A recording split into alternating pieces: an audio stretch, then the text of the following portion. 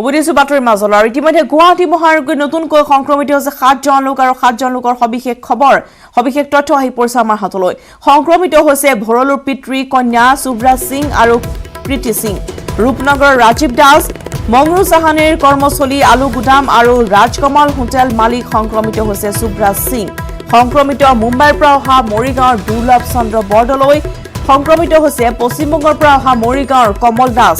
সংক্ৰমিত ফাঁচী বজাৰৰ গেলাপট্টিৰ জিতেন্দ্ৰ পেটেল ইয়াৰে মৃত্যু ঘটিছে সংক্ৰমিত অমূল্য কলিতাৰ ঘৰ হৈছে ৰঙিয়াৰ ডিমোট দেহত কৰোনা ধৰা পৰা পূৰ্বে মৃত্যু সাৱটি লৈছে ব্যক্তিগৰাকীয়ে মই জনাইছো যে মহানগৰীৰ 7 জনকৈ সংক্ৰমিতৰ সবিশেষ তথ্য ভৰলুৰ পিতৃ কন্যা সুব্ৰাজ সিং আৰু কৃতি সিং ৰূপনগৰ ৰাজীৱ দাস মংৰু চাহানীৰ কৰ্মস্থলী আলু গুদাম আৰু ৰাজকমল হোটেল মালিক সংক্ৰমিত সুব্ৰাজ সিং সংক্ৰমিত হৈছে মুম্বাইৰ পৰা অহা মৰিগাঁৱৰ দুৰ্লভ চন্দ্ৰ বৰদলৈ সংক্ৰমিত পশ্চিমবংগৰ পৰা অহা মৰিগাঁৱৰ কমল দাস ফাঁচী বজাৰ গেলাপট্টিৰ জিতেন্দ্ৰ পেটেল ইয়াৰ মৃত্যু ঘটিছে সংক্ৰমিত অমূল্য কলিতাৰ ঘৰ হৈছে ৰঙিয়াৰ ডিমোট আৰু তেওঁৰ দেহ ধৰা পৰা পূৰ্বে মৃত্যু ঘটিছে ব্যক্তিগৰাকীৰ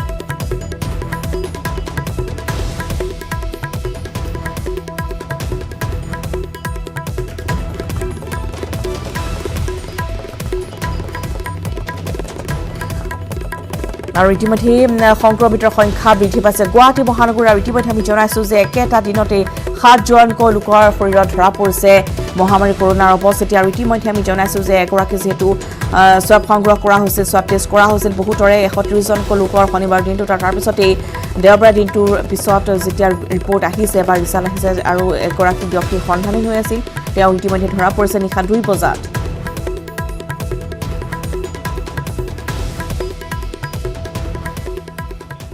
ফলে কৰোনা সংক্ৰমণৰ মানচিত্ৰত সোমাল মাজুলী সোমবাৰে যুৱকজনৰ দেহত ধৰা পৰিছে মহামাৰী কৰোনা ভাইৰাছ সংক্ৰমিত যুৱকজনৰ নাম হৈছে মৃণাল গগৈ যোৰহাট মেডিকেল কলেজত ভৰ্তি কৰা হৈছে সংক্ৰমিত যুৱকজনক দেওবাৰে 5 জন যুৱকৰ সৈতে চেন্নাইৰ পৰা মাজুলীত উপস্থিত হৈছিল এই যুৱকজন এটা লজত কোৱাৰেণ্টাইনত থকা অৱস্থাত যুৱকজনৰ দেহত ধৰা পৰিছে কৰোনা ভাইৰাছৰ অৱস্থিতিৰ তথ্য পুনৰ জনাও যে কৰোনা সংক্ৰমণৰ মানচিত্ৰত এতিয়া সোমাইছে মাজুলীও আৰু সোমবাৰ এগৰাকী ব্যক্তিৰ শৰীৰত ধৰা পৰিছে এজন যুৱকৰ শৰীৰত ধৰা পৰিছে মহামাৰী কৰোনা ভাইৰাছ সংক্ৰমিত যুৱকজন মৃণাল গগৈ বুলি চিনাক্ত হৈছে যোৰহাট মেডিকেল কলেজত ভৰ্তি কৰোৱা হৈছে সংক্ৰমিত যুৱকজনক দেওবাৰে 5 জন যুৱকৰ সৈতে চেন্নাইৰ পৰা মাজুলীত উপস্থিত হৈছিল এই যুৱকজন আৰু এটা লজত কোৱাৰেণ্টাইনত আছিল যুৱকজন লগতে তেওঁৰ 5 সতীৰ্থ এতিয়া এগৰাকী যুৱকৰ দেহত কৰোনা ভাইৰাছৰ অৱস্থিতি ধৰা পৰা পিছতে যোৰহাট মেডিকেল কলেজলৈ প্ৰেৰণ কৰা হৈছে এই যুৱকজনক আৰু ইতিমধ্যে বহিৰাজ্যৰ পৰা যিহেতু বাবে তাত বহু সংখ্যক লোক আবদ্ধ হৈ পৰিছিল বিভিন্ন কোম্পানীত কাম কৰা বা বিভিন্ন অনুষ্ঠান প্ৰতিষ্ঠানত কাম কৰা বহু সংখ্যক লোক ইতিমধ্যে তাত দুমাহ দিন লকডাউনৰ ফলত আবদ্ধ হৈ থকাৰ পিছতে বৰ্তমান ৰাজ্যলৈ উভতি আহিছে বহিৰাজ্যৰ পৰা বহু শ্ৰমিক বা বহু যুৱক আৰু এটা লজত কোৱাৰেণ্টাইনত থকা এগৰাকী যুৱক য'ত মাজুলীত আছিল আৰু চেন্নাইৰ পৰা আহিছিল 5 গৰাকী যুৱকৰ সৈতে আৰু সেইগৰাকী যুৱকৰ শৰীৰতো বৰ্তমান মহামাৰী কৰোনাৰ উপস্থিতি ধৰা পৰিছে সোমবাৰে যুৱকজনৰ দেহত ধৰা পৰে কৰোনা ভাইৰাছ সংক্ৰমিত যুৱকজন হৈছে মৃণাল গগৈ আৰু বৰ্তমান যোৰহাট মেডিকেল কলেজত ভৰ্তি কৰা হৈছে সংক্ৰমিত যুৱকজনক দেওবাৰে 5 জন যুৱকৰ সৈতে তেওঁ চেন্নাইৰ পৰা আহি মাজুলীত উপস্থিত হৈছিল আৰু এটা লজত কোৱাৰেণ্টাইনত আছিল এই যুৱকজন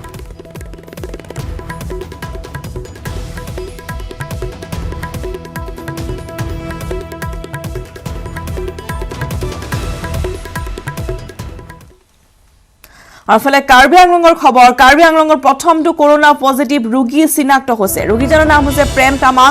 চেন্নাইৰ পৰা আহি ডিফুট কোৱাৰেণ্টাইনত আছিল যুৱকজন বুকাজানৰ ডিলাইৰ বাসিন্দা যুৱকজন পাৰ্বত্য এলেকা উন্নয়ন মন্ত্ৰী সুমৰ ৰংহাঙৰ ফেচবুক পোষ্টত উল্লেখ কৰা হৈছে তথ্য উন্নত চিকিৎসাৰ বাবে গুৱাহাটীলৈ নিয়া হৈছে কাৰ্বি আংলঙৰ প্ৰথমজন কৰোনা ৰোগী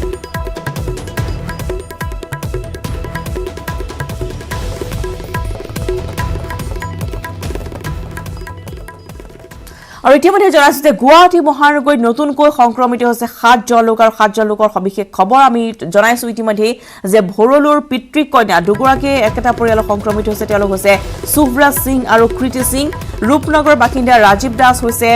সংক্ৰমিত আনহাতে মংৰু চাহানীৰ কৰ্মস্থলী আলু গুদাম আৰু ৰাজকমল হোটেল মালিক সংক্ৰমিত হৈছে সুব্ৰাজ সিং সংক্ৰমিত মুম্বাইৰ পৰা অহা মৰিগাঁৱৰ দুৰ্লভ চন্দ্ৰ বৰদলৈ তেওঁ মুম্বাইৰ পৰা আহিছিল আৰু ইতিমধ্যে সংক্ৰমিত হৈছে এগৰাকী ব্যক্তিও সংক্ৰমিত হৈছে পশ্চিমবংগৰ পৰা অহা মৰিগাঁৱৰ ব্যক্তি কমল দাস সংক্ৰমিত ফাঁচী বজাৰ গেলাপট্টিৰ জিতেন্দ্ৰ পেটেল ইয়াৰে মৃত্যু সাৱটি লৈছে সংক্ৰমিত অমূল্য কলিতাই মৃত অমূল্য কলিতাৰ ঘৰ ৰঙিয়াৰ ডিমুত তেওঁ বহিৰাজ্যৰ পৰা আহিছিল আৰু দেহত কৰোনা ধৰা পৰা পূৰ্বে মৃত্যু সাৱটি লৈছে ইতিমধ্যে অমূল্য কলিতাই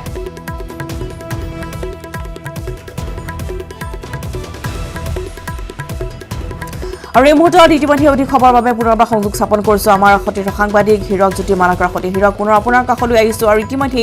কালিৰ দিনটো খবৰ আপুনি জনাইছে যে গুৱাহাটী মহানগৰী এতিয়া সবাতোকৈ ভয়ংকৰ ৰূপত বৃদ্ধি পাইছে সংক্ৰমিত লোকৰ সংখ্যা আৰু একেটা দিনতে 7জনকৈ লোক নতুনকৈ সংক্ৰমিত হৈছে যথেষ্ট উদ্বেগজনক খবৰ এয়া হীৰক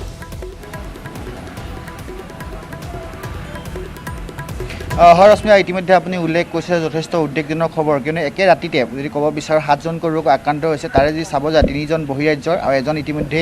মৃত্যুক আকোৱালি লৈছে আৰু মৃত্যুৰ পিছতে তেওঁ COVID-19 যিহেতু পজিটিভ পোৱা গৈছে আৰু মই ক'ব বিচাৰিম যে যি আলু গুদাম ফেঞ্চি বজাৰ আলু গুদামৰ যি চেইনডাল সেই চেইনডাল এতিয়াও ব্ৰেক হোৱা নাই আৰু সেই চেইনডাল ইতিমধ্যে বৃদ্ধি হোৱা দেখিবলৈ পোৱা গৈছে আৰু কালি যিহেতু আলু গুদামৰ 3জন লোকৰ ইতিমধ্যে COVID-19 পজিটিভ পোৱা গৈছে আৰু তাৰে এগৰাকী হৈছে ৰূপনগৰৰ আৰু দুগৰাকী হৈছে দুগৰাকী হৈছে ভূতনাথৰ দি এনা ৰোড আছে সেই এনা ৰোডৰ আৰু এনা ৰোডক ক'ব বিচাৰিম যে দুগৰাকী আছে সুব্ৰাজ সিং তেওঁ কন্যা কীৰ্তি সিঙো ইতিমধ্যে আক্ৰান্ত হৈছে আৰু জানিব পৰা অনুসৰি তেওঁ হৈছে আলু গুদাম আৰু যি ৰাজকুমাৰ হোটেল আছে সেই ৰাজকুমাৰ হোটেলৰ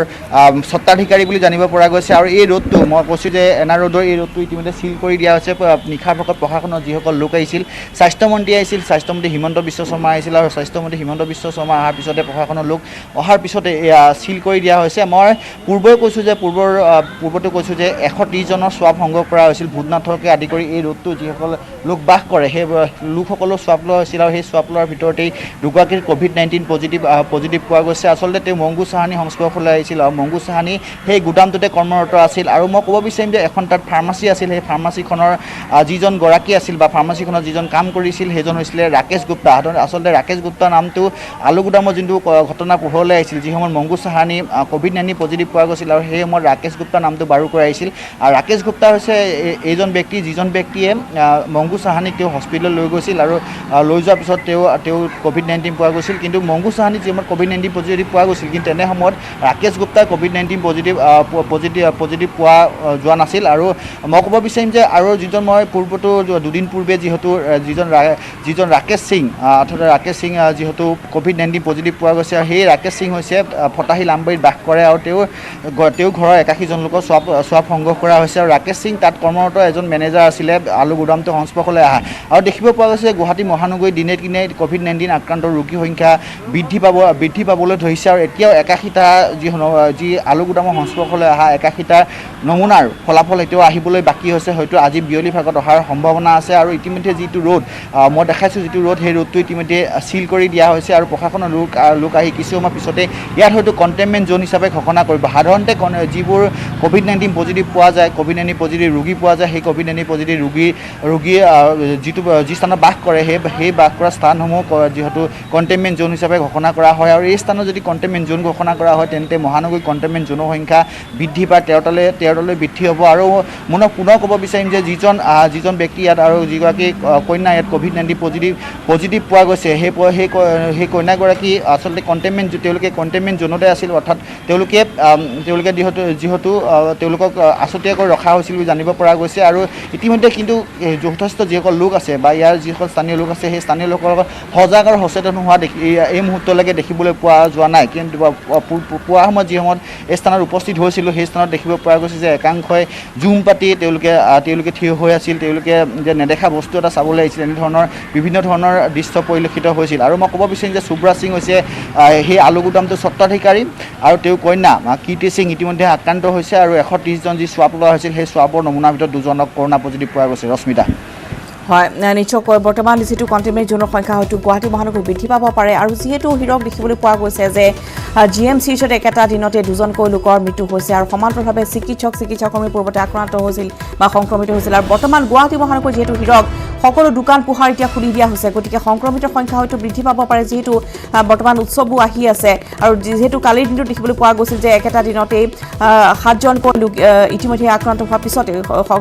সংক্ৰমিত হোৱাৰ পিছতে বহু সংখ্যক লোক কিন্তু এতিয়াও সজাগ হোৱা নাই বহু সংখ্যক লোকৰ এতিয়া সমাগম ঘটা পৰিলক্ষিত হৈছে দোকান পোহাৰ বা অন্যান্য যিসমূহ অনুষ্ঠান প্ৰতিষ্ঠানত হৰস্মিতা যেহেতু 100% দোকান খুলিবলৈ ইতিমধ্যে অনুমতি প্ৰদান কৰিছে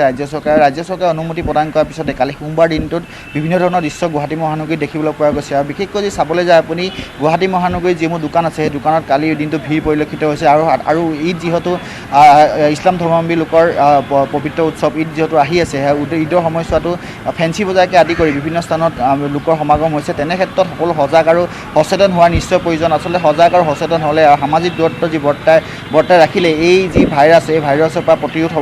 ল'ব পাৰি আৰু বহিৰাজ্যৰ পৰা যিসকল লোক আহিছে সেই বহিৰাজ্যৰ পৰা অহা লোকসকলৰ COVID-19 পজিটিভ পোৱা গৈছে যদি কালি চাব যায় অসমৰ দিনটোত অসমত 15টা COVID-19 পজিটিভ ৰোগী পোৱা গৈছে আৰু তাৰে 11জন হৈছে বহিৰাজ্যৰ পৰা অহা আৰু বেছি সংখ্যকে বিহাৰ বা এনেধৰণৰ চেন্নাই মহাৰাষ্ট্ৰ এনেধৰণৰ যিহেতু ৰাজ্যৰ পৰা অহা আৰু ৰাজ্যৰ পৰা যিবোৰ ৰেড জোন তাৰ বিশেষকৈ বেছিভাগ সংখ্যক ৰেড জোনৰ পৰা আহিছে আচলতে চাবলৈ চাই এই তথ্য এক ভয়ানকভাৱে বৃদ্ধি পাইছে COVID-19 পজিটিভ সংখ্যা আৰু বহিৰাজ্যৰ লগতে অসমতো এই মুহূৰ্তত বৃদ্ধি পাবলৈ হৈছে আৰু এই মুহূৰ্তলৈকে 115 জনৰ সংখ্যা বৃদ্ধি হৈছে আৰু মই কৈছোঁ যে যিজন লোকৰ ইতিমধ্যে মৃত্যুক আঁকোৱালি ল'বলগীয়া আছে তেওঁৰ নাম হৈছে অমূল্য কলিতা আৰু তেওঁ যিহেতু ডিমৌত বাস কৰে ৰঙিয়া যি ডিমৌ আছে ডিমৌত বাস কৰে 3 দিন পূৰ্বে তেওঁ GMCলৈ অনা হৈছিল আচলতে তেওঁ যি সময়ত অনা হৈছিল তেনে সময়ত কোনো COVID-19 পজিটিভ হৈছে বুলি অনা হোৱা নাছিল কিবা বিভিন্ন ধৰণৰ ৰোগত ভুগিছিল কিন্তু কাহ জ্বৰ আদি কোনো ধৰণৰ চিমটমছ দেখা নাছিল আৰু তেনে সময়ত তেওঁক চিকিৎসালয় অনাৰ পিছতে তেওঁ মৃত্যুক আঁকোৱালি ল'বলগীয়া হয় তাৰপিছত তেওঁ মৃতদেহটো মৰ্গত ৰখা হৈছিল আৰু যিহেতু COVID-19ৰ যি ইয়াত সংক্ৰমণৰ তেওঁ আশংকা কৰা হৈছিল বা COVID-19ৰ যি এতিয়া গোটেই বিশ্বব্যাপী হৈ আছিল সেই সময়ছোৱাত তেওঁ স্বাব লোৱা হৈছিল আৰু স্বাব লোৱাৰ সময়তে তেওঁ কালি COVID-19 পজিটিভ পোৱা গৈছে আৰু মৃতকৰ সংখ্যা যাৰ জৰিয়তে 4জনলৈ বৃদ্ধি হৈছে আৰু কালি দিনটোত দুজন লোকে COVID-19ৰ মৃত্যুক আঁকোৱালি ল'বলগীয়া হৈছিল ৰশ্মিতা নিশ্চয়কৈ হিৰক ধন্যবাদ জনাইছোঁ আপোনালৈ আৰু ইতিমধ্যে আমি জনাইছোঁ যে গুৱাহাটী মহানগৰীৰ কালিৰ দিনটোতেই 7জনকৈ নতুনকৈ সংক্ৰমিত হোৱাৰ পিছতে বৰ্তমান যিহেতু দেখিবলৈ পোৱা গৈছে যে ৰাজ্যৰ সকলো দোকান পোহাৰ খুলি দিয়া হৈছে আৰু 100% কৰ্মচাৰীৰ উপস্থিতি ইতিমধ্যে নিশ্চিত কৰা হৈছে ব্যক্তিগত খণ্ডক বা চৰকাৰী খণ্ডত গতিকে সকলোকে বাহিৰলৈ ওলাওঁতেই মাস্ক পৰিধান কৰিবলৈ বা সামাজিক দূৰত্ব যি আছে সেয়া বৰ্তাই ৰাখিবলৈ আহ্বান জনোৱা হৈছে যিটো বৰ্তমান বিপদ সীমা দেখিবলৈ পোৱা গৈছে সমগ্ৰ অসমতে আৰু ইতিমধ্যে 115 জনকৈ নতুনকৈ সংক্ৰমিত হৈছে লোক আৰু বৰ্তমান গুৱাহাটী মহানগৰীত এটা দিনত 44জনকৈ লোক ক্ষমা কৰিব গুৱাহাটী মহানগৰত 44জন আৰু এটা দিনতে 7জনকৈ লোক সংক্ৰমিত হোৱাৰ তথ্য ভয়ংকৰ খবৰ এতিয়া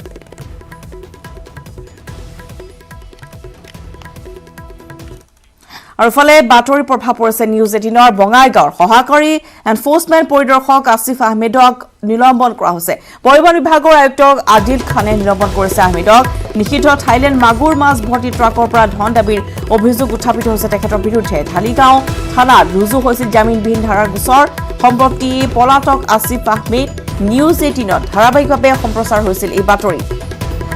ৰমাজুলাসু নিউজ 18ৰ বাতৰি প্ৰভাৱ বঙাইগাঁৱৰ সহকাৰী এনফোৰ্সমেন্ট পৰিদৰ্শক আসিফ আহমেদক নিলম্বন কৰা হৈছে পৰিবহণ বিভাগৰ আয়ুক্ত আদিল খানে নিলম্বন কৰিছে আহমেদক নিষিদ্ধ থাইলেণ্ড মাগুৰ মাছ ভৰ্তি ট্ৰাকৰ পৰা ধন দাবীৰ অভিযোগ উত্থাপিত হৈছে ঢালিগাঁও থানাত ৰুজু হৈছিল জামিনবিহীন ধাৰাত গোচৰ সম্প্ৰতি পলাতক আসিফ আহমেদ নিউজ 18ত এই বাতৰি ধাৰাবাহিকভাৱে সম্প্ৰচাৰিত হৈছিল আৰু তাৰপিছতেই এতিয়া নিলম্বন কৰা হৈছে এইগৰাকী এনফোৰ্সমেন্ট পৰিদৰ্শকক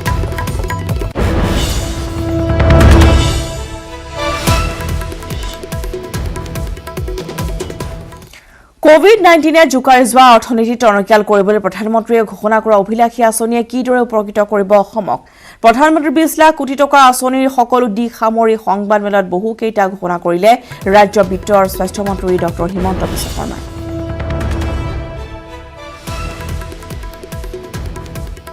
ইলেক্ট্ৰিচিটি বোৰ্ডক দুমাহত 6000 কৰোৰ ওচৰা-ওচৰি তেওঁলোকৰ ইলেক্ট্ৰিচিটি বিল উঠে যোৱা দুমাহত কোনেও পইচা দিয়া নাছিলে লাহে লাহে দিব তেওঁলোকে যাৰ যি বাকি আছে but March and April nobody has paid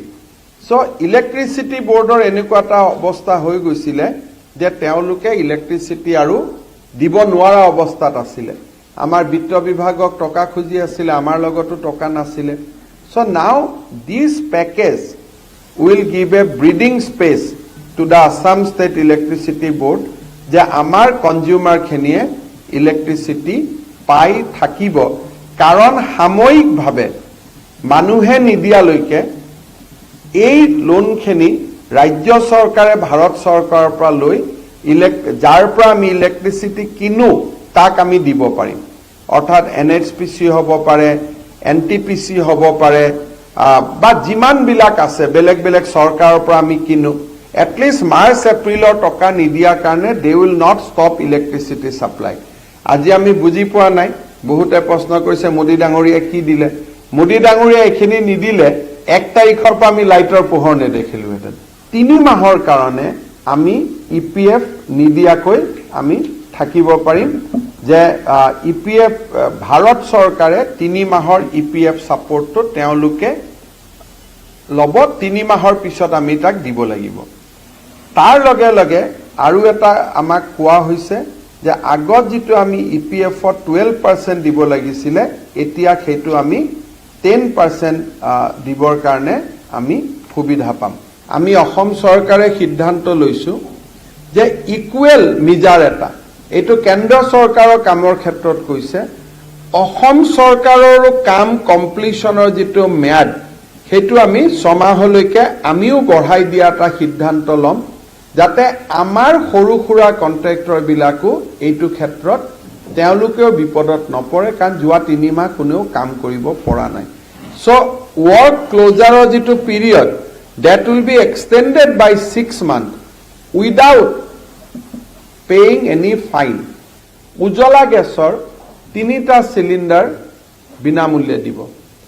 3টা চিলিণ্ডাৰ মানে এটা চিলিণ্ডাৰত কিমান দাম? 700 টকা। 3 মাহত চিলিণ্ডাৰ কেইটাৰ দাম কিমান হ'ল? 2100 টকা।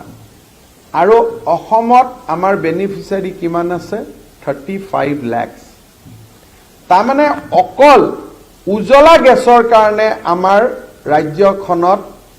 আহিলে 735 কোটি টকা। 1500 টকা আহিলে জনধন যোজনা দি, 735 কোটি আহিলে উজ্জ্বলা দি। সাধাৰণ মানুহে বুজি পোৱাকৈ মই কৈছো, 3টা cylinder, per cylinder 700 rupees. 700 into 3 is 2100. 2100 into 35 lakhs family. তাৰমানে ষ্টেটৱে 725 কোটি। 8.5 লাখ বৃদ্ধ ব্যক্তি আৰু বিধৱা ব্যক্তি যোনে পেঞ্চন পাই থাকে, তেওঁলোকে নিয়মিত পোৱা পেঞ্চনটোৰ ওপৰতো they will be getting 1000 rupees as a ex gratia. এই পইচাটো আহিলে 85 কোটি টকা, 85 crores।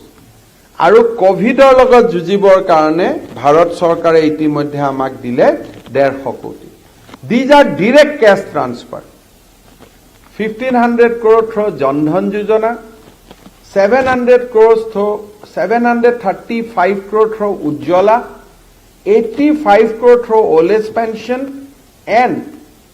153 crores for fighting COVID. এইখিনি ভাৰত চৰকাৰে যোৱা 2 মাহত আমালৈকে ডিৰেক্টলি যিটো কেছ ট্ৰান্সফাৰ বুলি কয়, সেই কেছ ট্ৰান্সফাৰ তেওঁলোকে আগবঢ়াইছে, এপাৰ্ট ফ্ৰম যিটো 5 কেজি ৰাইচ বা আন যিখিনি বেনিফিট।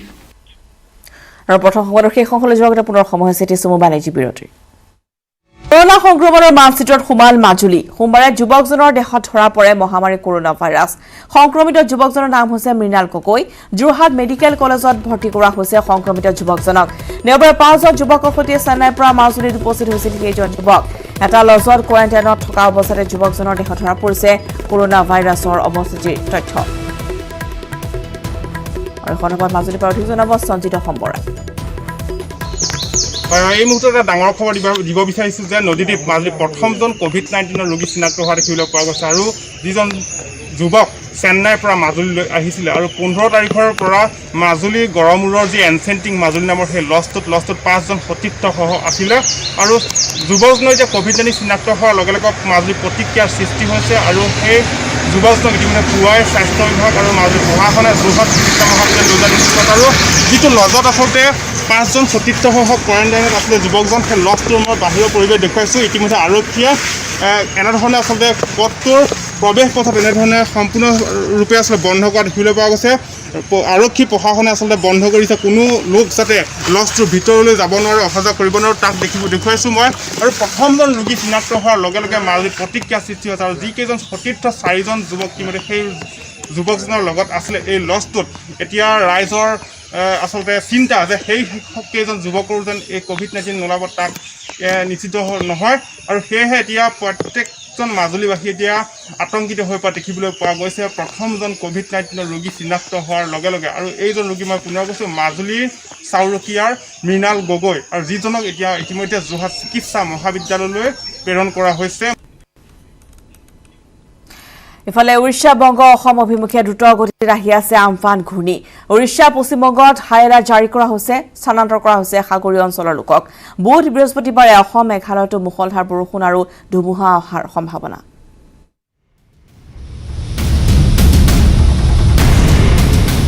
আহি আছে বিধ্বংসী ধুমুহা আমফান বংগ উৰিষ্যাত হাই এলাৰ্ট জাৰি বুধবাৰলৈকে অসমতো হ'ব প্ৰবল ধুমুহা বৰষুণ অশান্ত হৈছে বংগোপসাগৰ উৎপত্তি হৈছে ধুমুহাৰ বিশেষজ্ঞসকলে ধুমুহাৰ নাম দিছে আমপান ইতিমধ্যে বিধ্বংসী ধুমুহাই গতি কৰিছে বংগ আৰু উৰিষ্যা অভিমুখে কাইলৈৰ পৰা মুষলধাৰ বৰষুণ আৰু ঘূৰ্ণীৰ কবলত পৰিব দুই ৰাজ্য ঘূৰ্ণীৰ বিধ্বস্ত হ'ব পাৰে অসম মেঘালয় আৰু ছিকিম ইতিমধ্যে পশ্চিমবংগ আৰু উৰিষ্যাৰ সাগৰীয় অঞ্চলৰ লোকসকলক স্থানান্তৰ কৰা হৈছে নিৰাপদ স্থানলৈ প্ৰধানমন্ত্ৰী নৰেন্দ্ৰ মোদীয়ে আজি বিয়লি আমপানে সৃষ্টি কৰিব পৰা ক্ষয়ক্ষতি আৰু মানুহৰ জীৱনৰ সুৰক্ষাৰ সন্দৰ্ভত গৃহ মন্ত্ৰণালয় আৰু ৰাষ্ট্ৰীয় দুৰ্যোগ ব্যৱস্থাপনাৰ শীৰ্ষ বিষয়াৰ সৈতে আলোচনাত মিলিত হয় ঘণ্টাত প্ৰায় 350 বেগত অহা এই ঘূৰ্ণী বতাহে ব্যাপক ধ্বংসলীলা চলাব বংগ উৰিষ্যা অসমকে ধৰি কেইবাখনো ৰাজ্যক যোৱা বছৰ ফণী নামৰ ঘূৰ্ণীত উৰিষ্যাত ক্ষতিগ্ৰস্ত হৈছিল 10 লাখৰো অধিক লোকৰ ইফালে উৰিষ্যা আৰু পশ্চিমবংগত সাগৰীয় মাছ মৰা বন্ধ কৰাৰ লগতে উপকূলীয় বাসিন্দাসকলক আন স্থানলৈ প্ৰেৰণ কৰা হৈছে অসমতো আমপান ঘূৰ্ণীয়ে বিস্তৰ ক্ষতি সাধন কৰাৰ লগতে মুষলধাৰ বৰষুণে প্লাবিত কৰিব বিস্তীৰ্ণ অঞ্চল news desk report news 18 Assam north east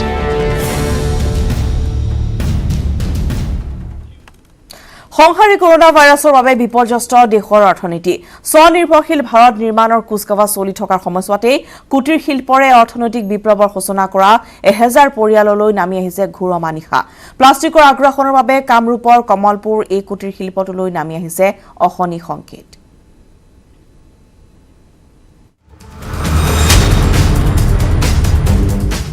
প্লাষ্টিকৰ আগ্ৰাসনত কুটিৰ শিল্পলৈ ভাবুকি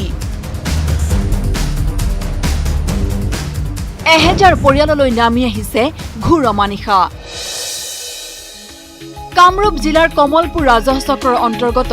বাৰেডলা জয়ন্তীপুৰ অঞ্চলৰ একাংশ লোকৰ আশা সন্ধিয়া প্ৰচেষ্টাত বৃহত্তৰ অঞ্চলটোত গঢ় লৈ উঠিছে এক ব্যতিক্ৰমী কুটিৰ শিল্প মুৰ্গীৰ পোৱালি সৰবৰাহ কৰাৰ ক্ষেত্ৰত যি খাচাৰ প্ৰয়োজন হয় সেই খাচাসমূহ বাহেৰে সুন্দৰভাৱে প্ৰস্তুত কৰি অঞ্চলবাসীয়ে অনেক বহুজাতিক কোম্পানীলৈ ৰপ্তানি কৰি এখন সুন্দৰ বজাৰ সৃষ্টি কৰিবলৈ সক্ষম হৈছিল কিন্তু শেহতীয়াভাৱে অনেক বহুজাতিক প্ৰতিষ্ঠানে প্লাষ্টিকৰ খাচা প্ৰস্তুত কৰি এই বাহৰ খাচা নিৰ্মাণ কৰা উদ্যোগটোলৈ ভাবুকি কঢ়িয়াই আনিছে যাৰ বাবে স্বাৱলম্বিতাৰ বিৰল নিদৰ্শন দাঙি ধৰা হাজাৰৰো অধিক পৰিয়াললৈ নামি আহিছে ঘোৰ অমানিশা আমাৰ প্ৰায় 30 বছৰ আগৰ পৰা এই কামটো আৰম্ভণি হৈছিলে আমাৰ ইয়াতে বাৰেদলা বুলি নহয় আমাৰ ইয়াতে সিংগাপাৰা পঞ্চায়তৰ অন্তৰ্গত 6খন গাঁৱত আমাৰ এই শিল্পটো এই শিল্পটোৰ লগত মানুহখিনি জড়িত হৈ আছে। প্ৰায় 1000মান পৰিয়াল আছে। আমাৰ এই শিল্পটোৰ পৰা প্ৰতি ঘৰ মানুহেই মাহিলী 8,000 পৰা 10,000 টকা ইনকাম কৰে। সংহাৰী কৰোনা ভাইৰাছৰ বাবে বিপৰ্যস্ত দেশৰ অৰ্থনীতি। বিধ্বস্ত অৰ্থনৈতিক অৱস্থা সুস্থিৰ কৰাৰ বাবে প্ৰধানমন্ত্ৰী নৰেন্দ্ৰ মোদীৰ আত্মনিৰ্ভৰশীল ভাৰত নিৰ্মাণৰ বিশেষ পেকেজ ঘোষণা। স্বনিৰ্ভৰশীল ভাৰত নিৰ্মাণৰ কুচকাৱাজ চলি থকাৰ সময়তে কুটিৰ শিল্পৰে অৰ্থনৈতিক বিপ্লৱৰ সূচনা কৰা কামৰূপ জিলাৰ এই 1000 পৰিয়াললৈ নামি আহিছে এই ঘোৰ অমানিশা। শেহতীয়াভাৱে সমস্যা এটা হৈছে কি যে প্লাষ্টিকৰ যিবিলাক কোম্পানী আছে, প্লাষ্টিকৰ কোম্পানী এই আমাৰ এই খাঁচাৰ দৰে খাঁচা উলিয়াই দিছে। ফলত আমাৰ এই শিল্পটোলৈ ভাবুকি সৃষ্টি